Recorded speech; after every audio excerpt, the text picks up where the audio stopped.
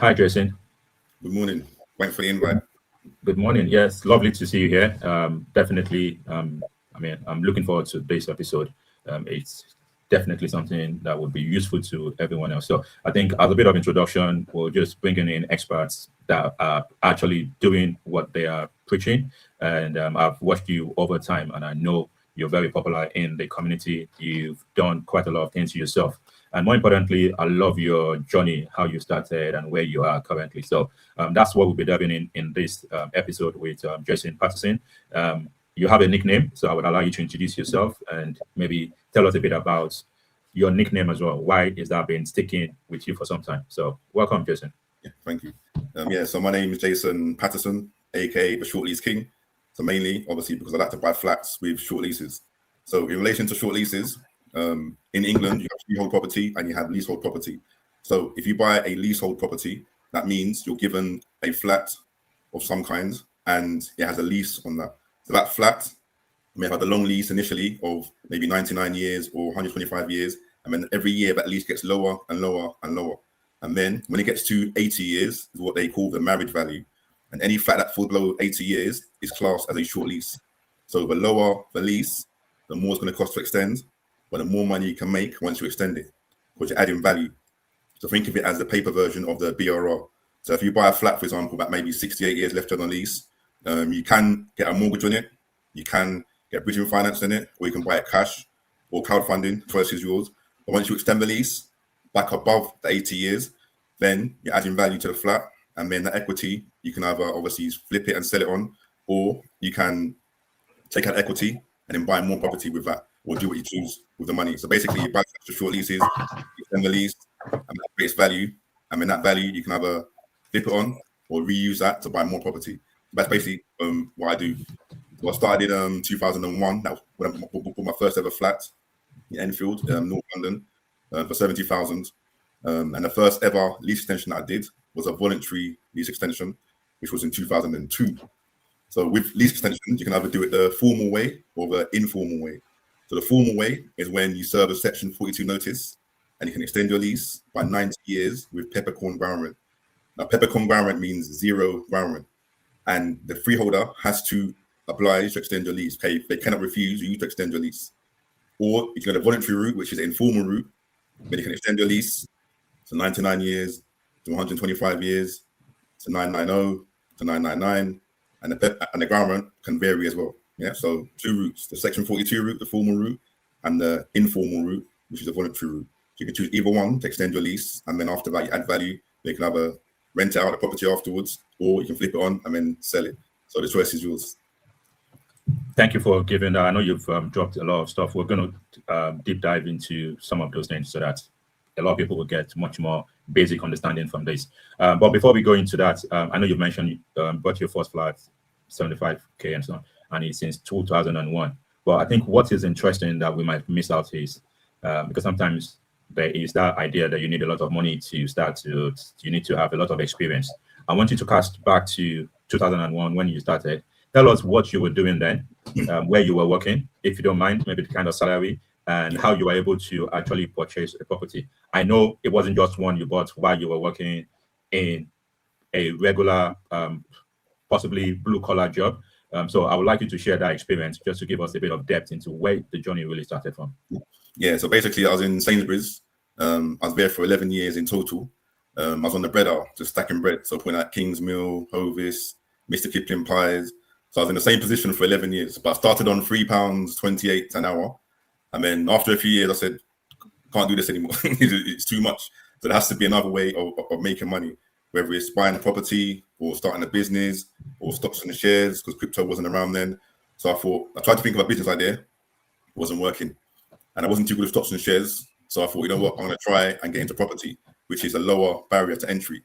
So did a lot of overtime, Sunday pull-outs, which is like 10 a.m. till 10 p.m. Done Sunday shift, took my normal shift. Done trolleys on checkout because I wasn't chill trained. Done night shift as well. Colin let me have some night shift work. That's like 10 p.m. until 7 a.m. in the morning. So I've done like 60, 70-hour weeks just trying to get the money together. And then I managed to get enough cash to buy my first flat. That was in 2001.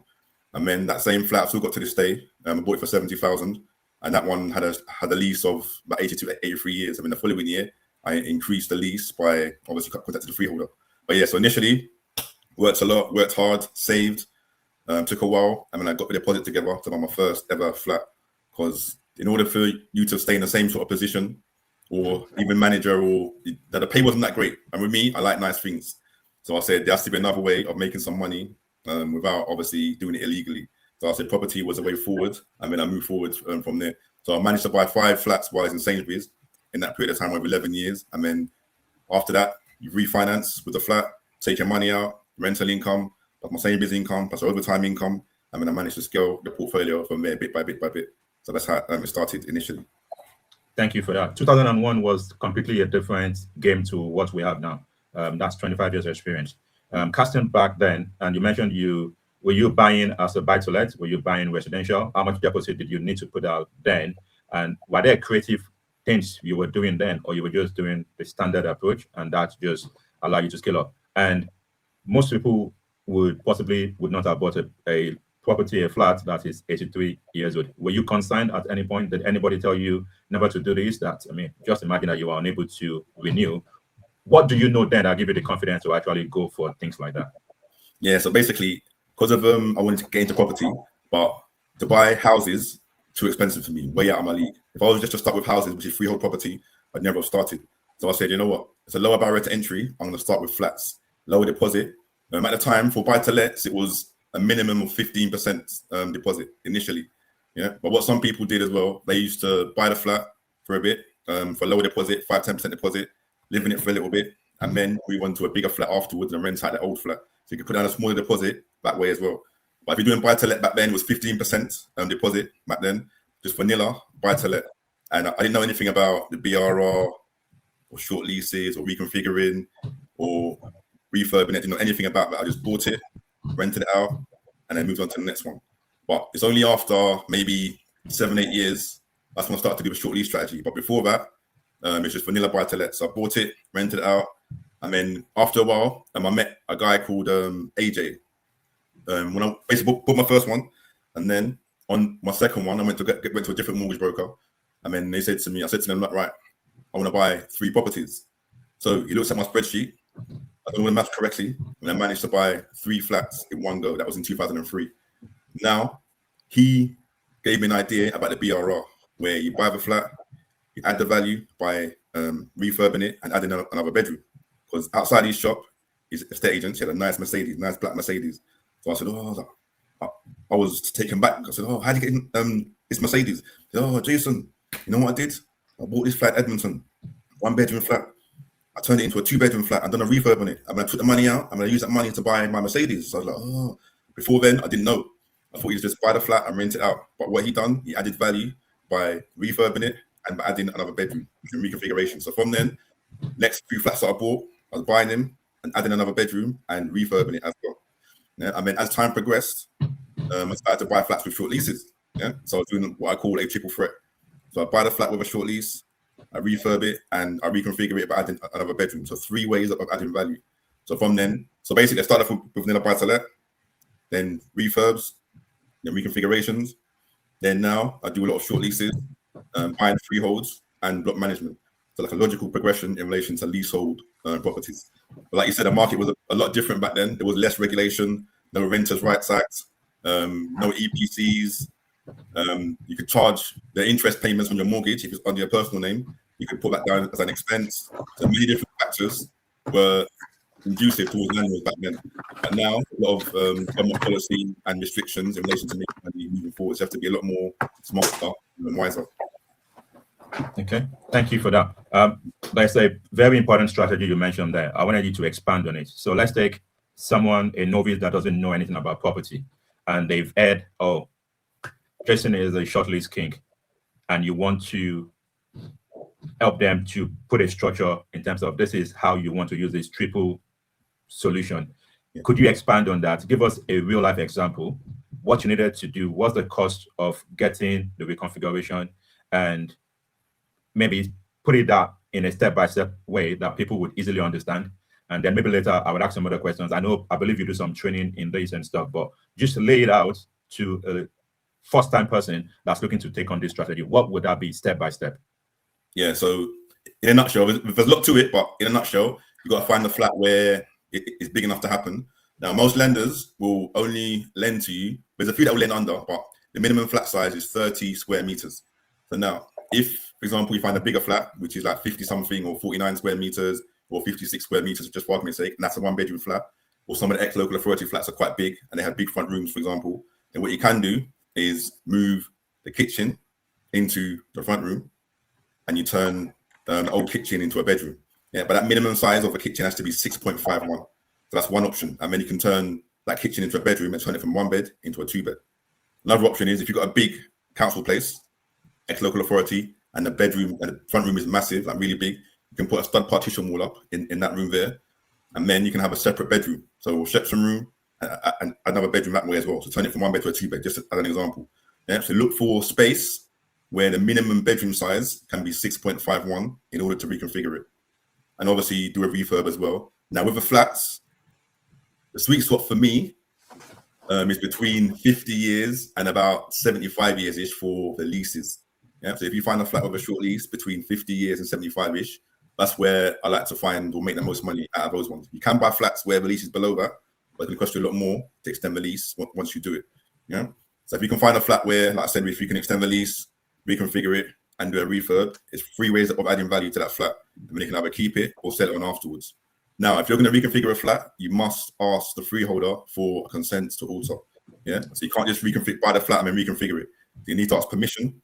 Some freeholders charge for this, and some do not charge.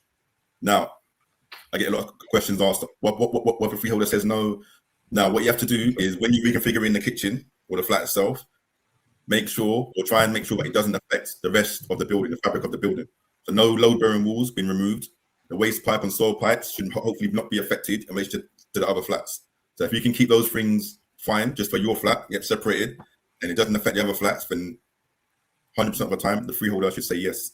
But if you're going to mess about with a soil pipe for the flats downstairs or upstairs, or ask to move a load-bearing wall, then the freeholder will probably say no to you because you're affecting the rest of the building. And with the kitchen, like I said, there's no minimum size for the kitchen, but a lot of the time nowadays, they have open plan kitchen diners in a lot of the flats that have been built now. You know? So if it's got gas in the old kitchen, make sure you cap it off with a gas safe engineer. Obviously, you just plaster it over, and it has to be a minimum size of 6.51 square meters. If you're going to turn it into a child's bedroom, I think it's 4.59 or something like that for a child's bedroom. But I always try and turn an old kitchen into an adult's bedroom just in case. And another thing, if you're going to rent out that flat, and it's going to be like an Airbnb or Booking.com, then you need to get permission from the freeholder in order to rent it out as an Airbnb. Because sometimes in the deed of covenant, you might need to amend it as long as they agree to it, obviously. Yeah. So no short-term lets unless the freeholder allows it. But check the terms of the lease just to be safe as well. That's if you're going to rent it out afterwards. That's it in a nutshell. Yeah, that's very detailed. So don't expect anybody to just jump at this and take it on. You mentioned some important things, professionals and all of that. And how much of the professionals you get involved in this from early start? So imagine someone is starting out. I know maybe it might be easier for you to see the floor plan and understand what you're doing. But for someone that is starting out, what would you recommend they start with in terms of, yes, you are the king of this, but for someone else, what would they need to start with for them to actually understand, okay, yes, I'm talking to the right professionals. You've talked about the covenant just in case they want to, not just for short-let or anything, but it might be an important document that they want to see and review and stuff. So what professionals have you put in place in your team, and what would anybody looking at this need to start with? Yeah.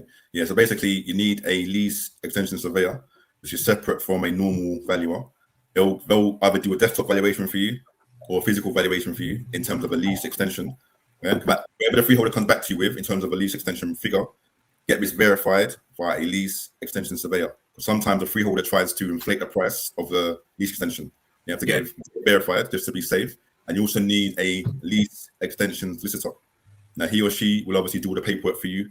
You've got deed of variation, you've got deed of substitute security, you've got the lease extension part of it. So there's a few documents that they can deal with that for you. And if there's any issues between yourself and the freeholder, then either my one's she can sort it out for you in relation to any friction, like serving a section 42 notice to the freeholder to extend your lease. Or if you're going to buy the freehold, which I've done before as well. So I bought it as a short lease flat, and then I've ended up buying the freehold again. your lease extension solicitor can look after that for you as well. So those two are important. EPC woman, which I've got, but sometimes you might buy a flat which is below an E, so below a C for EPC. Now in 2030, I think it is now. I think they might change the date from 2028 to 2030. I think it is. All flats, all properties, not even flats and houses, need to be a minimum of a C before you can rent it out. So if you're going to buy a flat with a short lease, either auction or an open market, and it's below a C, when you're doing your refurb and reconfiguration, that would be a good time for you to boost it, bring it up to a C in time for the regulations. Yeah, so I've got Irina. She does the EPCs for me. Lease extension surveyor, extension solicitor, and also your mortgage broker is very important as well, because they will find out your bridging finance fee or your mortgage offer in relation to buying a short lease flat as well. Look at what deals are available, and your conveyancing solicitor is needed as well. Yeah, they're the person that's going to be obviously going through the purchase for you. If you're buying from auction, you might have 28 days to complete. But that person is important for you to put down your 10% deposit at auction, plus any fees, everything else, and then complete within that 28 days. Otherwise, it's trouble. And then once you do purchase it, you need your build team there. Once you contact the freeholder, floor plan needs to be done. That's straightforward. Get that sent over to the freeholder. Freeholder can have a look at it. Once they're happy with all of the works and all the comments that you mentioned on the email, hopefully come back with a yes, and we can move forward. And then your build team can come in and reconfigure the flat for you and do all of your refurb work as well. So that's part of the power team that you really need initially. Okay, we're going to talk about, again, for someone starting, how possibly is the best way for them to leverage other people's skills, leverage other people's network and team. So we're going to talk about that. You mentioned auction. We're going to go into auction because that's something we are passionate about. That's something we help a lot of people about. But before we go in there, short lease is fantastic strategy. What's been the one mistake that you can forget in your journey? Initially, I used to take the freeholder's quote as what it should be. But once I got speaking to a lease extension surveyor, they come back to me and said, no, this is inflated. They've added on 5% or 10% of what it should be, because they want a cream. Yeah. So before I never used to negotiate the price down. But whatever the freeholder comes back with, you can negotiate the price down. So that mistake I made in the beginning, I just accepted it and then moved forward. What else? Sometimes your freeholder or your conveyancer will also double check the service charges as well. But sometimes in the description, it might come up with, I don't know, 2,000 a year, 1,800 a year for the service charge. Yeah. And there's no major works as part of the description. But when your solicitor comes in and says, yeah, they're expecting some major works to happen, it's going to cost $7,000, $8,000, and each leaseholder has to pay their share of that amount. So double check those kind of things. Yeah. So service charge amounts via your legal team. You can also negotiate the price down in terms of lease extension, which my surveyor can do on my behalf and get the price down for you. So those are the main areas really that were improved over the time. Okay. Have you ever been in a situation where you had to go into a battle for a freeholder to agree with you? Maybe you thought this is going to be an easy stuff. It got extended, it got into disputes and stuff. Have there been any issues like that in your journey? Yeah, the longest one took about 9 months. So the freeholder gave me a quote. It was quite high. So I verified it with my surveyor. He said this is high. So he had to go around and do a physical valuation, come back with that surveyor's report, and then send it off back to the freeholder. And then they weren't budging on the price, and that's what it should be. So over a 9-month period, my surveyor and the freeholder were battling it out. This was the voluntary route, by the way, battling it out. And then they managed to agree a figure closer to what it should be. Yeah, that took a while. Another route, if you serve a Section 42 notice and the freeholder again does not agree with your figure, over that period of time, you have 6 months to agree a premium. If you can't agree a premium within those 6 months, then that case will go to the tribunal, and then the tribunal will decide what you pay for lease extension based on the surveyor's reports. Yeah, so there's 2 different routes, but the one that I had was the informal route. So it took about 9 months for the price to come down, and we agreed a premium of lease extension. So if you're on a bridge, or if you're on a mortgage, not so bad. But if you're on a bridge, or you've got investors that are helping you, then you have to make them aware of this, because it may delay the completion of your actual leasing the funds out of it. Thank you. You mentioned a good point. Let's get into bridging. So in your experience, have you had any bridging finance for short-term projects? Any of your network, have they had bridging finance? And what's the most scary thing that maybe they not a lot of people don't understand about bridging finance, especially for short-term finance and stuff. So, and how have you been able to overcome that? I know you talked about private investors as well, so we'll talk about that later. But just specific to bridging, how has that journey been for you, and how have you been leveraging that? Yeah, so with if you're going to use bridging to purchase a short lease flat, i.e., by an auction, so you might see a flat in Auction House London, just for argument's sake, it might have 53 years left on the lease, and it can't get a mortgage on it. It's dilapidated and it's uninhabitable. So what you can do is go to your broker, and your broker can give you a list of products or lenders which are available to lend on that particular flat. So let's just go for different types of bridges. So bridge number one, the lender may say to you, right, we'll lend you the money, but you need to have completed release tension before the end of the bridge. Route number two is where the lender will say to you, right, we'll give you the bridge, but you've got to serve a Section 40 notice in between exchange and completion. Yeah. And the other type of bridge that you can get is what I call a hybrid product, where the lender will lend on the end value of the flat. So just for argument's sake, say it's worth 400,000 in a good condition, good lease, but you're buying it for maybe 250 or 280. The lender will lend on the end value of 400. Then that will cover the flat purchase, it will cover the lease extension, and it will cover a light refurb. So you only have to pay for the solicitor's fees, the surveyor's fees, the stamp duty, and any other little fees. But as a whole, you either put in little or no money yourself. Yeah, I mean, lender will lend on end value. Those rates are a bit higher than other rates. Now, with that, obviously, try and go for a 12-month bridge just to be safe. If there's any issues, you can take up to 9 months-ish or so to extend the lease. So it should be fine. If it runs smoothly and the freeholder does not try and inflate the price for you, then after the third month, you should be fine. It should be completed on lease extension. But once you're happy with the figure, it takes about 6 to 8 weeks for the paperwork to go through to extend your lease. Then off the land registry to be registered. Yeah. So after 3 months, if things run smoothly, you can get your refurb done. You can extend your lease in that time as well. Off the land registry to be registered, and then you might need to expedite. You have to get registered if you're going to come off that bridge and go into a normal buy-to-let mortgage, or if you're going to flip it, then that's something else. Yeah, because there's some delays at land registry at the moment. And make sure that you complete everything that you need to do: the refurb, reconfiguration, the refurb, all in that time of 12 months if you can. Because if you go over the 12 months, then there's penalties that you might need to pay, with financial penalties, if you go over your time. But I'm sure if you speak to the lender and keep them informed about what you're doing, i.e. the freeholder is taking a bit longer than normal, etc., then sometimes they will allow you to stay on the same rate for another month or two. Yeah. But if you don't keep them informed about what you're doing, or if any delays, then they're liable to give you a penalty, a financial penalty. So make sure you do it within that period of time. And yeah, that's auction properties. And then sometimes I buy post-auction. The post-auction is when you look at what's left over, lots that did not sell. Yeah. And then generally there's 28 days to complete, but I try and ask for 56 days to complete, because there's no time limits on it. I mean, in that time, if this property is habitable, I can get a mortgage on it in that time, within about 4 to 6 weeks, get a mortgage on it, and retain a unit. Yeah. I mean, obviously extend the lease, refurb it, and after 6 months I can refinance with the same lender, by product transfer or equity release, and then get the fund back into my pocket and then go again.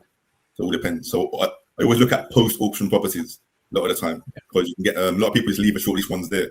No, it's a short lease, don't want to get involved, this and that, but those ones are bringing the most money.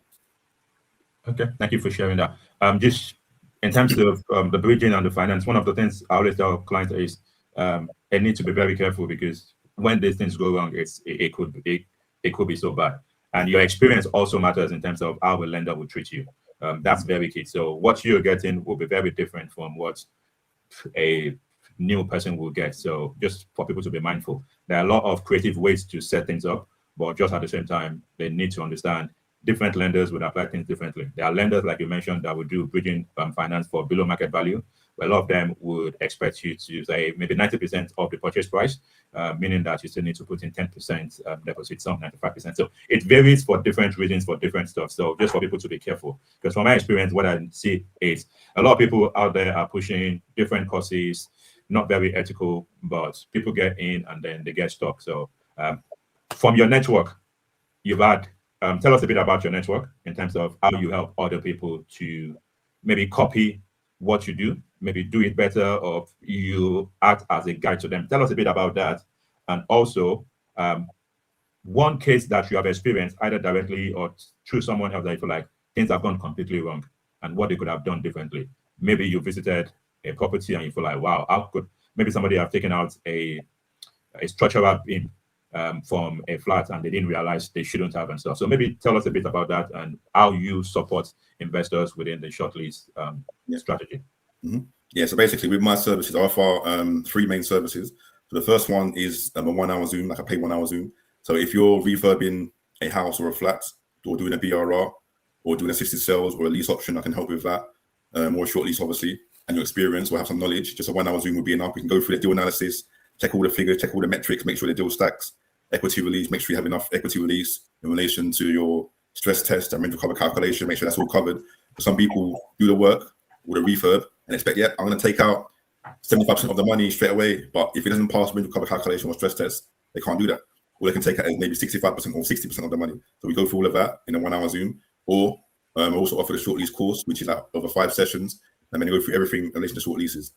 The government policies, leasehold and common hold reform act, the finance elements, using a mortgage, crowdfunding, bridging, reconfiguration, more in depth, all of the fees involved, what is actually how to extend your lease, what's in the formula for the lease extension formula, how to finance it, where to find them, how to source them. So that's the 5 hour, that's the 5 sessions part of the course. You know? And then the third option is the mentorship for a year. So if you have, for example, cash ready to go and you want to increase your portfolio or build your portfolio up even more, then for that whole year, depending on how much you have in your kitty, you might be able to buy maybe 2-3 properties in that period of a whole year. I mean, I hold your hand all the way through that process. So you can use my solicitors, my lease solicitors, my surveyors, my EPC woman, etc., etc. You can use my whole team in order for you to build your portfolio. So that's available for anyone that needs some assistance on that. And then in relation to the horror stories now, some individuals, they've seen my videos online and they get confident and think, yeah, I don't need any training or anything like that. So they just, what they've done, they just asked me for the surveyor's number or the solicitor's number or the broker's number. So I said, yeah, that's fine. I'll just give it to you. And then one of them, I found out that she bought a flat at auction. Said, oh, Jason, thank you for inspiring me from the videos. I bought a flat auction, but she bought it. Congratulations, but she didn't read the legal pack properly. She read it herself, I believe. Now she saw 59 years in the document. That was the start of the original lease. Yeah. So when she bought the flat, I think it was like 13 years left on the lease. 13 years. So once you read it afterwards, like double check the small print. 13 years left. And it's going to cost her 110,000 to extend the lease. And the lender that she chose didn't have the hybrid option available, so she couldn't extend the lease on that flat. She didn't have the money, so she refinanced her house as well. She got in trouble with her husband. I don't know what happened afterwards though. Yeah, but she basically put down a 10% deposit, tried to wiggle out of it, the auction, because you're tied in by contract once you put down the deposit and you win. Yeah, she tried to wiggle out of it and she lost her deposit. I think she lost about 50 grand as a deposit plus fees because she didn't read the legal pack properly or get some assistance in relation to moving forward. So always get a legal person for you, or if you're more experienced, you've done 4, 5, 6, 7, 8, 9, 10 deals, whatever it may be, and you're experienced about looking at the legal pack, then great. But if you're a newbie, get a professional to look at the legal pack for you, summarize it, so you're aware of all of the risks involved, yeah, in terms of the deed of variation, covenant, etc., fees, yeah, before you move forward. Yeah, that's number one. Number two, another case was when the person, again, I didn't know him from before, but he contacted me and said, yeah, I bought this flat, I reconfigured it from 1 bed to a 2 bed, and all the refurb work. It wasn't a short lease, just a refurb, like a flick project. Yeah, I've done all the work. I didn't have a bedroom. Now I want to sell it. But I didn't know, but you had to get permission to reconfigure it. So I said, just like, you should have known or contact the freeholder at least. I said, no, I only contact them now. Contacted them and then showed them the plans and they said, sorry, we're not accepting this. You have 6 weeks to put it back to its original state, or otherwise we're going to take court action against you. He's like, whoa. Yeah, so he was shocked. So then, luckily, he managed to, he got a building surveyor involved, he got building control, litigation involved, and then luckily, he was able to do retrospective consent to alter. They paid them a fee, and then because it was all right, then the freeholder dropped the case. Yeah? And then he's managed to flip on afterwards. So always make sure you get consent to alter first before we can figure the flat from 1 bed to 2 bed, 2 bed to 3 bed. But sometimes if that happens, you might have to go to court I mean, if you lose a case, they'll put it back to its original state. I mean, you've lost a lot of money. Definitely. So as you highlighted, there's a lot of pitfalls to any strategy, and it's just not taking the headline and running with the headline. You need to, especially with specialist property and stuff, you need to understand what is actually happening under the hood, not just to feel like what you do in or what Jason does in his strategy would work for every property, would work for every strategy and stuff. So I know you covered this in your course and stuff. So give us a number that you will say, okay, maybe 100K, maybe 50K, whatever that is. It doesn't necessarily need to be London, because maybe some people, okay, it shouldn't be in London. I want something outside London that people could say, okay, I want to start on this journey. This is what I would need to start this journey. I can go to a location, find a property, a flat, a leasehold for this amount, and then do all the work that is required and stuff. So factor in what would be the cost to just on the high level, so that it gives someone a kind of framework to know, yes, if you can do this with this amount, if you have more, you can do London, you can do stuff. So if you could speak into that, that would be helpful. Yeah. So basically, just give a simple scenario. Say the flat you see for 100,000, whether it's Midlands or Doncaster or someone like that, for example, or even Kent. Not sure about Kent, but might be too expensive for that. But just say it costs 100,000 with a short lease in bad condition, and the end value would be about 180 in good condition. So you need to think about the deposit to buy it. If you're buying, just say you put that 25% deposit, which is 25,000. So that's the deposit. With stamp duty involved as well, with maybe another 5% plus. And then you got the conveyancing solicitor, and then you got the surveyor. You might get a free service by the deal or not. Broker fee as well. You might need to say about 30 grand, 31 grand, 32 grand to purchase it. Then you're going to need maybe another 10 grandish, 15 grandish to extend the lease. Yeah. And you got to pay for the freeholder's legals. You got to pay for your legals, and you got to pay for the lease extension surveyor as well. Yeah. So 4 things: the premium, legals, and surveyor. Just say they came in at 20 grand just to be safe. So 20 grand for that. And then just say 30 grand for the first part. That's 50 grand altogether. And then you might want to pay for the a light refurb. Might be 10 grand for a light refurb. Yeah. So that's about 60K. I mean, end value might be 180, 190, 200. That's a bad example. Could need more of a margin, but just to give you an idea. Yeah. Okay. Yeah. So to purchase it, about 30K-ish, about 20K-ish for the lease extension and stuff, 10K-ish for a light refurb, and then you can move forward that way. It's about 60K-ish in total. Or if you want to buy a flat which is a bit cheaper, I said Liverpool, Manchester outskirts, and you might see it for 80,000, and then apply the same principle, but with lower amounts. Yeah. Okay. Yeah, thank you. At least that would help someone to picture how this could work in their scenario, which is the whole idea about this. We want to be able to give people insight to know property journey could be started by anyone. You started 2001, and now it's a completely different ballgame. You've consulted, you've had a lot of meetings, you've done training and stuff. What's one thing or a few things that you wish people ask you, or you wish that people know in this journey that people kind of shy away from? What's that few things that you possibly want to highlight? Well, number one, you can still make money out of leasehold properties, because when I was younger, a lot of people were saying, oh, don't buy leasehold, never buy leasehold, always buy freehold. But in terms of finances, not everyone can afford to buy freehold. Yeah, so you can always make money out of leasehold. If you don't want to hold it and retain the unit, that's fine. You can add the value and then flip it on.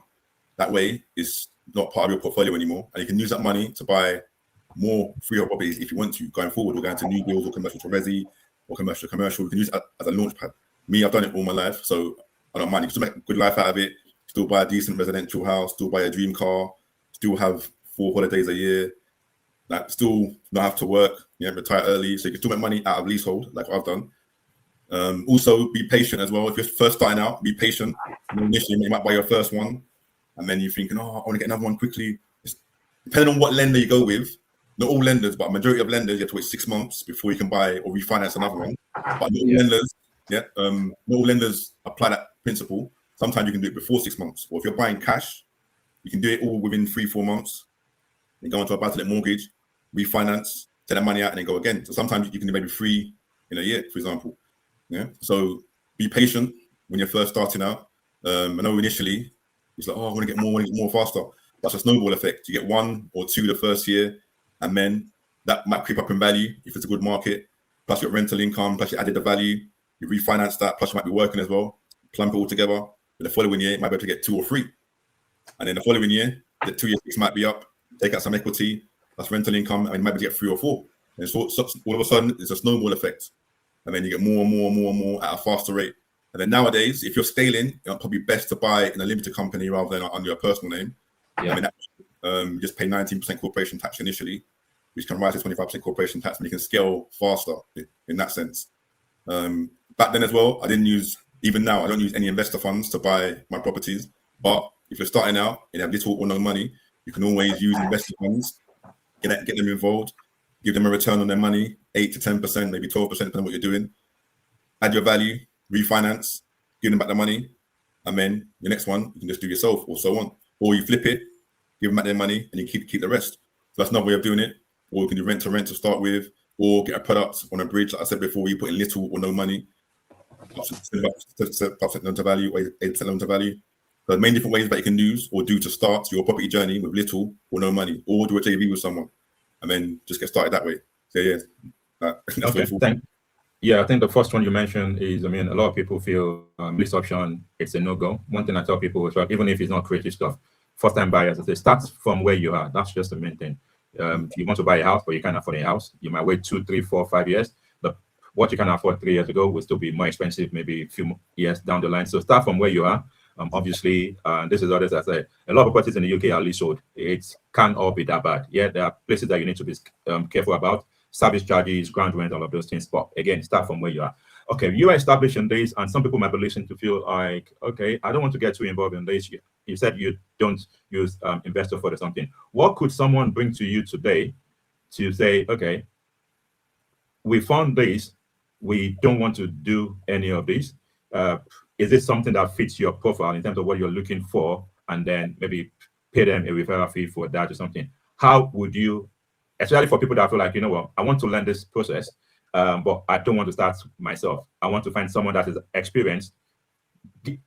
Let them use me to find the deals. How would that work for some people? Is that something you do currently? I call it like lend to end kind of strategy. Yeah. Is that something that you do? And what should they look out for to say, Jason would take this on from you any day, anytime? What would that look like? Yeah. No, I don't do any earn and learn really. I know some people that do. They do it like for commercial to resi or for refurb or for HMOs. But I don't really do any earn and learn. But just the 1 hour Zoom, for example. So if you were to buy something that I can coach you through it, or the mentorship, I can coach you through it. But earn and learn, not really. I do some talks like around the country, so they could come to one of them and then learn a bit more. Now and again, some students do come to the projects and they have a look at what's actually happening. Because some flats take quick to refurb. That's the thing. So last one, I done one, well, not me, but my team that I got. They done one last week. It took about 4 days to do. So a new kitchen, new shower, bath panel was done, new flooring, and the new, what is it? The electric shower, bath panel, new kitchen, decorating and flooring. That didn't take too long. But with the earn and learns, it'll be better for bigger projects rather than the smaller ones, because you can see the progress over 2 months, 3 months, 4 months. Yeah. So that's, it was a short. That's why we don't really do any earn and learns. Okay. All right. Yes. Let's try to round this off. It's been a wonderful time. But just before I let you off, what would you say to your young 25-year-old self, either in property and stuff? I know a lot of stuff that you said it's focused on property, but I know you don't get to this level of property without the right mindsets and in life having some fails and some wins and then growing from that. So how would you package that up and say, if you know what you know now, how would you speak to your 25-year-old, maybe 25 years younger or 25 years less experience in terms of what you're doing, because they could be 60-year-old but don't have your experience? How would you speak to them, not just on the property side of things, also from the mindset and how you've been able to build your mindset to this level? Because again, don't forget, you started off from Sainsbury's, doing basic work, basic income, and you've been able to grow something significant from that. So how would you speak to a 25-year-old person or 25-year-old less experienced person? Yeah, so I would say definitely you need patience, because a lot of youngsters now, they want the money or want the nice things now. You need to have delayed gratification. It takes a process and it takes a while to get there. And try not to be too greedy. And sometimes when it looks too good to be true, like it generally is, yeah. So you got to take your time, be patient, and to just obviously move forward from there. And lots of littles make a lot. Yeah, that's important. You might think a little £500 here from the rent, £600 there, £500 there, £600 there. That all mounts up. Before long, you got £2 grand, 2.5, £3 grand, 3.5, and so on. Before you know, you're earning £5 grand a month, 10 grand a month, 15 grand a month. Yeah? So take your time, make sure the foundations are strong. Go to a lot of if it's property related, go to a few networking events, meet a lot of people, understand what they're doing, and then choose a strategy, for example, that suits you and your lifestyle to move forward. Also, have some form of goal in your life, whether it's to work part-time in the future or retire or 4 days a year or that dream car. Yeah? So have some form of plan, write it down, and every year you work towards it bit by bit by bit. And these things take time because Rome wasn't built in a day. Yeah. Thank you very much for this. And just lastly, where can people connect with you? We're going to take all of that and put it on the show notes, and we'll have this on YouTube and Spotify and all the podcast stuff. But if people want to connect with you, connect with your business, because I see you're doing fantastic stuff, how and where should they connect? Yeah, so we've got a website. It's jasonpatterson.co.uk. A lot of info on there with the podcasts, the training, events as well. That's online. Instagram is Jason Patterson 365. TikTok, Jason Patterson 365. LinkedIn, Jason Patterson, and Facebook as well, Jason Patterson. So it's all there. Yeah. Okay. So if you've been inspired by this, please show Jason a lot of love. He's doing quite a lot of stuff. Encourage him as well, and find him on any networking events, any meetups and stuff. I think if you're just starting out, that'll be a good place for you to see. You get a lot of professionals in the room that you can learn from, and people that are actually doing the day-to-day stuff. So please, all of this is education purpose. Jason is experienced in this. There are pitfalls in any property journey that you choose. So be careful. Don't be over excited and lose all the patience and think you can win the world in a day or two. So it takes time, but you can do it. You can do it with structure. You can do it with someone holding your hand. So if you're looking at flats, you're looking at short leases, you're looking at other things. There are a lot of stuff that Jason spoke about, but we didn't have time to cover. Assisted sales, so many things. Maybe you've not heard about that before. That's your advantage to maybe find him, ask him questions, and make this journey a worthwhile journey for yourself. So we're glad we are able to have you on Auction 360. Our purpose is to make sure that we can talk about those nitty-gritty stuff that people are not aware of, the financing aspect, the solicitors aspect. I have seen a lot of things going wrong, and that's why we want people to be very careful. Property could be a wonderful journey, but there are a lot of people that don't speak up about these things, that they've gone things wrong. So you've heard about some experiences. Some you might get lucky, some it might cost you more than you can ever think of. So please learn and make sure you find the right people to help you to do the right thing. So please connect with Jason. He's a wonderful guy. He's not called Lease King for fun. He's earned the right to be able to work that part. So thank you very much for everyone that listening. Please make sure you subscribe, make sure you like our channel, and watch out for more. Thank you, Jason. Really good to have you on this, and I hope we see more of you again. Maybe another day we'll talk about something specific and maybe anything else. But thank you for having us. Yep, thanks for the invite. It's been fun. Yeah, thank you. Thank you.